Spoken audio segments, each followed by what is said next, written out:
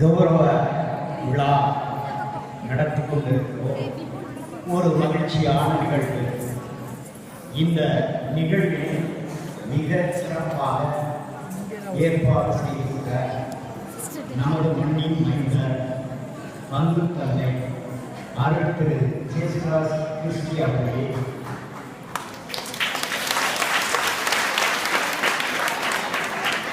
எங்களது பாசத்திற்கும் நேசத்திற்கும் உரிய பணங்குடி கிராமத்தைச் சேர்ந்த அருள் திரு தாமஸ் அவர்களே, எங்களது மண்ணின் மைந்த சாத்தனசம்பட்டி கிராமத்தைச் சேர்ந்த எங்களது ஆர்மியில் தம்பி குழந்தை சாமி அருள் தொடர்ச்சாமி, என்னுடைய நண்பர், இன்னும் சொல்ல போனால் என்னுடைய ஆலோசகர், என்னோடு சேர்ந்து பல சமூக பணிகளில் ஈடுபடுவர், என்னையெல்லாம் இப்படிப்பட்ட பணியில் இறங்கிவிட்டவர், மதிப்புக்கும் மரியாதைக்குரிய எனது நண்பர் குறிக்கப்பட்டு கிராமத்தைச் சேர்ந்த சாமி அவர்கள். அடுத்தபடியாக அண்டை கிராமம். அந்த கிராமத்திற்கே வீர நேர்கள் பற்றி, அந்த வீர நேர்கள் பற்றியிலிருந்து ஒரு வீரர் வந்திருக்கிறார் என்று இந்த மறை மாவட்டத்திற்கே தரை சாட்சிக் கொண்டு மறை மாவட்டத்தினுடைய வக்கீலாக சட்ட வல்லுநராக சிறப்பாக செய்வது இன்றைய தமிழ்நாட்டில் அருமையான ஒரு மறைவுரை ஆட்சியை அதற்கு தந்தை ஜேசுதாஸ். அடுத்தவையாக ரொம்ப சிரிக்கிறார். இந்த மண்ணில் மைந்த நாங்கள்லாம் ஓடி திரும்பவர்கள், ரொம்ப மரியாதைக்குரியவர், பல்வேறு எதிர்ப்புகளை சந்தித்தவர், இளைஞர், ஏன் விடுதலை புலிகளுடைய இடத்தில் இருப்பவரை கூட சொல்லலாம் இல்லை. அப்படிப்பட்ட சாத்தனசம்பட்டி கிராமத்தை சேர்ந்த ஆரோக்கியசாமி அவர்களே,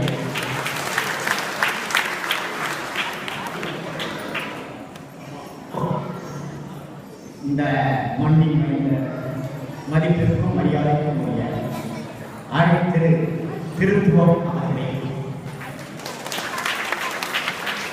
நான் பேர் சொல்லி அழைக்கிறது நோக்கம் என்னன்னா, இந்த விழாவிலே கால அவகாசம் கருதி பங்கு தந்தை அவர்கள் அறிமுக விழா ஒன்றை ஏற்பாடு செய்யவில்லை என்று நான் கருதுகிறேன்.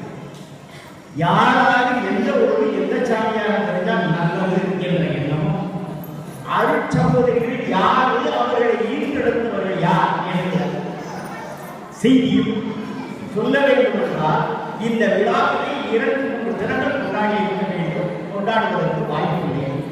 எனவே குறிப்பிட்ட ஒரு சில அடுத்த நேரில் வந்தவா அவர்களை தேர்ந்தெடுக்கிறேன்.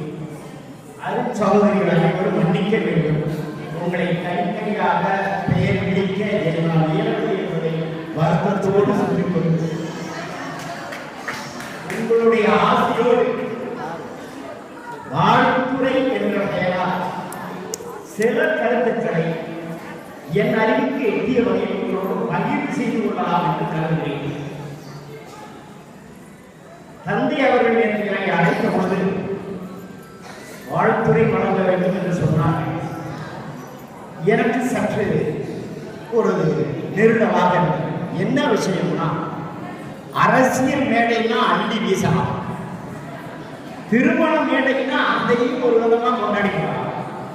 ஆனால் துறவிகளை புரவரத்தாரை பாராட்டுகின்றவர்களா, இதற்கு ஆழமான கிறிஸ்துவனுடைய வார்த்தைகள் தெரிந்திருக்க வேண்டும், அதை பரீட்சையில் இருக்க வேண்டும். அதுக்கும் எனக்கும் ரொம்ப தூரங்கிறது எல்லா தந்தையர்களுக்குமே தெரியும். ஆனால் தந்தையர்கள் சொன்ன பிறகு ஏதோ என்னால் சில கருத்துக்களை சொல்ல வேண்டும் என்று தோன்றி முதலாவதாக துறவரத்தை நான் சொன்னேன். திருவள்ளுவர் துறவிலே சொல்றார், விடல் வேண்டும், ஐம்புலத்தை விடல் வேண்டும், வேண்டிய எல்லாம் உண்டு. ஐயா, ஐம்புலங்களையும் விட்டணும், ஐம்புலத்தினுடைய பேராசைகளை விட்டணும், அடக்கம் வேண்டும். இதுதான் அந்த துறவரத்துடைய வேலை. இன்னொரு இடத்தில் என்ன சொல்கிறார்? பற்றுக பற்றற்றான் பற்று அப்பற்றை பற்றுக பற்று விட. பற்றே அல்லாத எந்த பொருளையும் ஆசை கொள்ளாத இறைவனை பற்றிக் கொள். அவரை பற்றிக் கொள்ள வேண்டும் என்றால் நீ இந்த உலக ஆசை பொருள் ஆசை அனைத்தின் மீதும் பற்றில்லாதவனாக இருக்க வேண்டும். இதான் துறவு நிலை. அந்த துறவு நிலை குருவானவர் என்று சொல்லுகிற போது ஒரு ஆசிரியர், ஒரு குற்றங்களை களைபவர், அறியாமையை நீக்குபவர், ஒரு முன்மாதிரியான ஒரு தேவ அடைக்கல் உள்ள தேவனுடைய அதே மாதிரி அருட்சகோதரிகள் கண்ணியர் மிகவும் கண்ணியமான முறையில் நடத்தக்கூடியவர்கள், கனிவாக பழகக்கூடியவர்கள், ஆங்காங்கு எல்லா சேவைகளையும் இறைவன் வாயிலாக செய்யக்கூடியவர். இதுதான் புறவன். அந்த புறவனுக்கு தகுதியானவர்களாக யார் இருக்க வேண்டும் என்று நானும் நீங்களும் பெற்றோடு முடிவே பண்ண முடியாது. ஒரு விஷயத்தில் எனக்கு நெருங்கிய நண்பர் அருட்தந்தை என் வீட்டுக்கு வந்தார். என்னுடைய பையன் 3 பேருக்கும் 10 வயசு, 7 வயசு, 4 வயசு, 3 பேரை கூப்பிட்டார். ஆனா 3 ஆண்டு பிள்ளைகளோட ஒரு நாள் சாமியார வாங்கடாங்க. அந்த 7 வயசுக்காரன் அழகா சொன்னேன். அது எங்களுக்கு தான் ஒத்து வர. எங்க அப்பாவை இந்த சந்தர்ப்பத்தில் கூட்டிட்டு போயிட்டேன்னா நல்லதுன்னு. ஏன்டா இப்படி சொல்கிறேன்? ஏன் அது தேவாலயத்துக்கு வந்தவங்க சாமியார் அழைத்தா போக முடியாது. அப்ப என்ன கேட்டா, தேவ அழைப்பு இருந்தால் இன்றைக்கு இத்தனை துறவரத்தார் நம்முடைய காட்சி அளிக்கிறார். இது கண்களாக அடுத்து நான் சொல்லப்பட்டிருக்கிறேன். பழங்காலத்தின் துறவரத்தாருடைய செயல்பாடுகள் கொஞ்சம் வித்தியாசமா இருந்துச்சு. ஒரே ஒரு வாரம் நான் 2வது படிக்கிறப்ப எனக்கு 7 வயது. என்னுடைய வகுப்பு தோழனும் நானும் தினசரி இந்த ஊர்ணியில சாத்திரசன் ஊர்ணியில தண்ணீர் எடுத்து வாடகை கொண்டு போறோம். அப்ப இதுக்கு கிட்டத்தட்ட 40 வருஷம் ஆச்சு. கொடைக்கானல் பஸ்ன்னு ஒரே ஒரு பஸ் ஊருக்குள்ளேயே போகும். அது என்னமோ அந்த டீசல் வாடகையும் நினைக்கிறேன். எங்க 2 பேருடைய அறிவாண்மைக்கு வந்து பிரகாசமாயி ஏன்னா தினசரி இந்த காலத்தில் போது நம்மளுக்கு இடையில ஒரு நாளைக்கு வரிசையா கல்ல அடிக்க வச்சாரு. கல்ல அடிக்க வச்சுப்பாங்க. பஸ்ஸுக்காரங்க பாடியை ஓட்டமா ஓடியாவது பள்ளிக்கூட வாங்கிட்டு டிரைவர் இறங்கி உங்க பள்ளிக்கூட 2 மைல் விடவ பயலுக்கு கல்ல வச்சுட்டாங்க.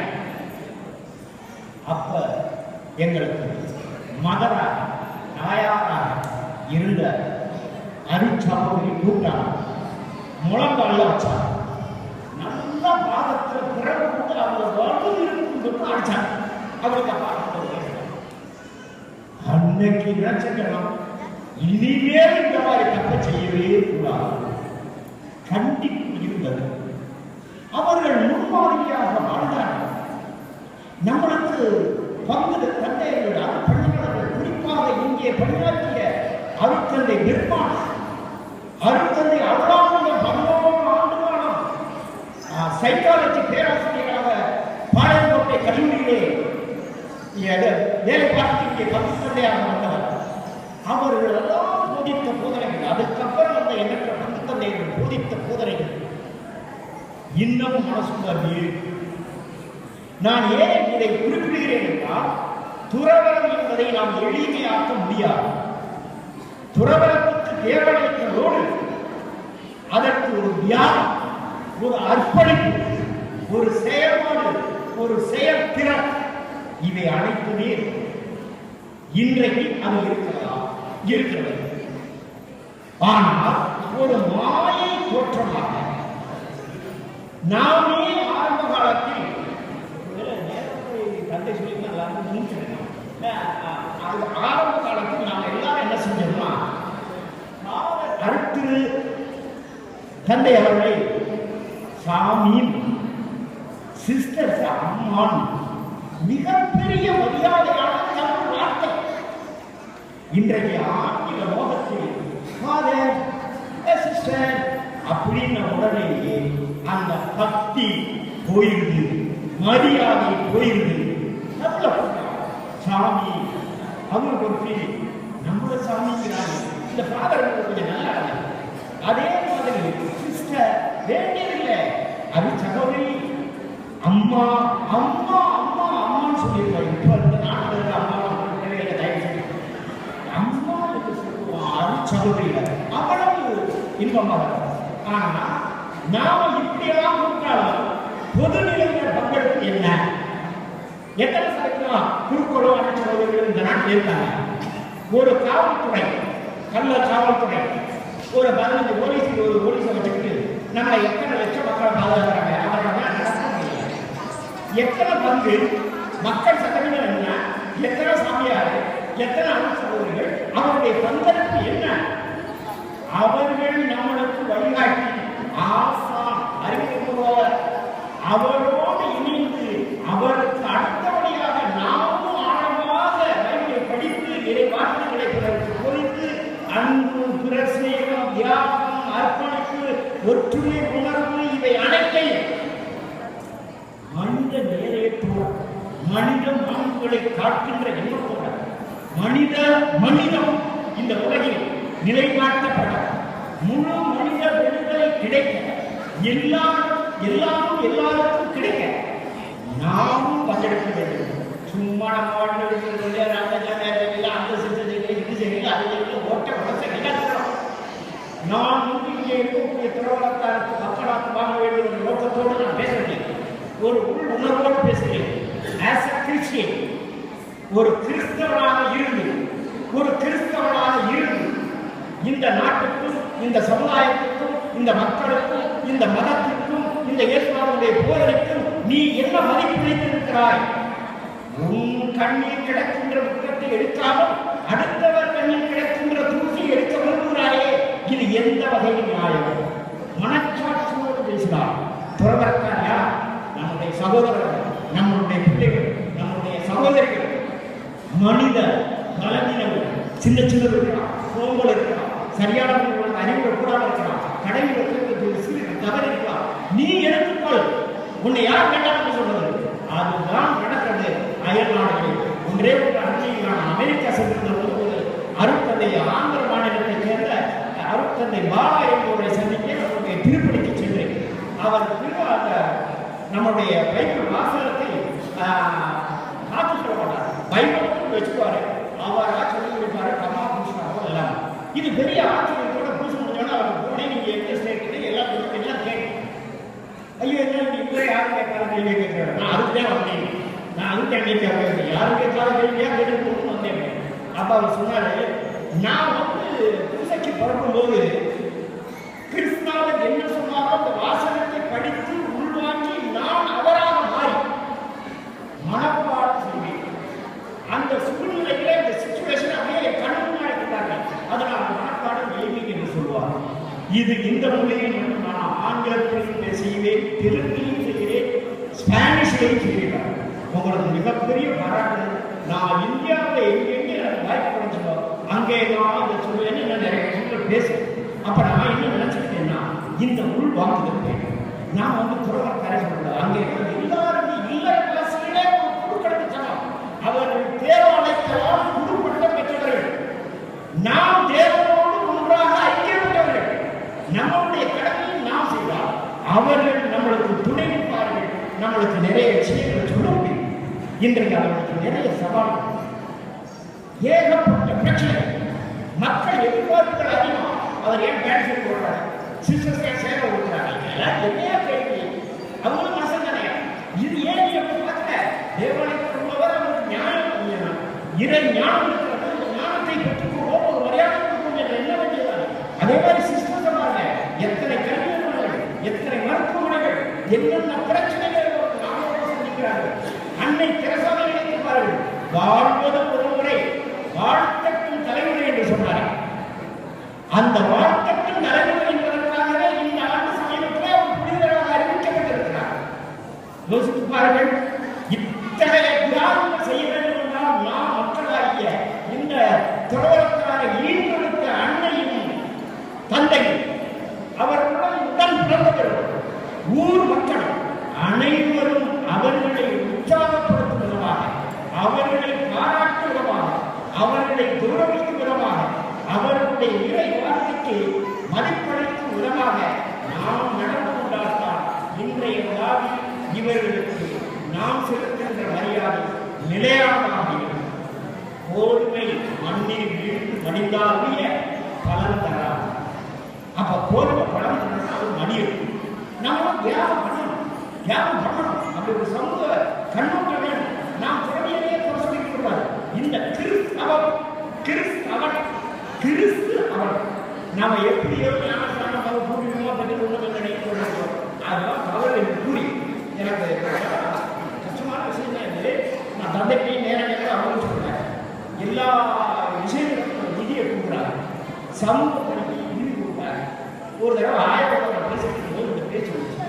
கோயில் கட்டணம் 50 லட்சம், 1 கோடி மக்கள் கொடுக்குற கட்டணம். சமூக பணி செய்யறது நிதி கொடுக்க மாட்டேங்கிறீங்க, 1000 ரூபாய்.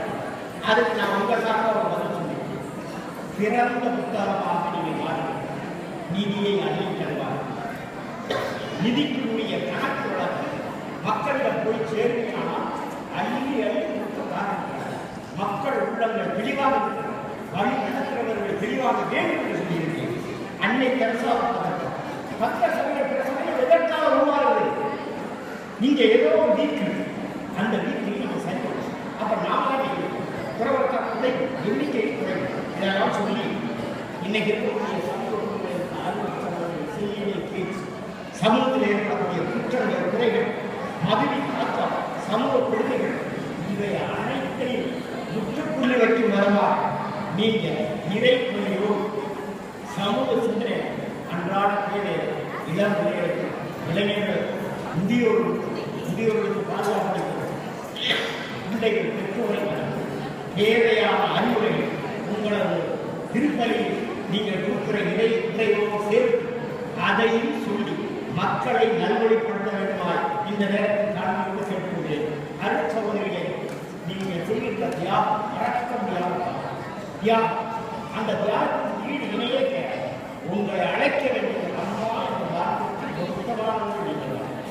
அப்ப அன்னை ஸ்நானத்திலிருந்து இந்த சமுதாயத்தை நல்ல சிந்தனையோடு நல்ல வழிக்கு சொல்லி இறை அரசன் மண்ணில் கொண்டு வர நாம் அனைவரும் சேர்ந்து ஒத்துழைக்க வேண்டுமாய் இந்த சந்தர்ப்பத்தை கேட்டுக்கொள்வோம். எனக்கு இந்த வாய்ப்பை நல்கிய நல்ல உள்ளங்களுக்கு என்னுடைய இதயபூர்வமான நன்றியை கூறிக்கொண்டு என்னை வளர்த்து எடுத்த இந்த சாத்தரசப்பட்டி கிராமத்தின் மண்ணை தொட்டு வணங்கி எல்லோருக்கும் நன்றி கூறி விடைபெறுகிறேன். நன்றி.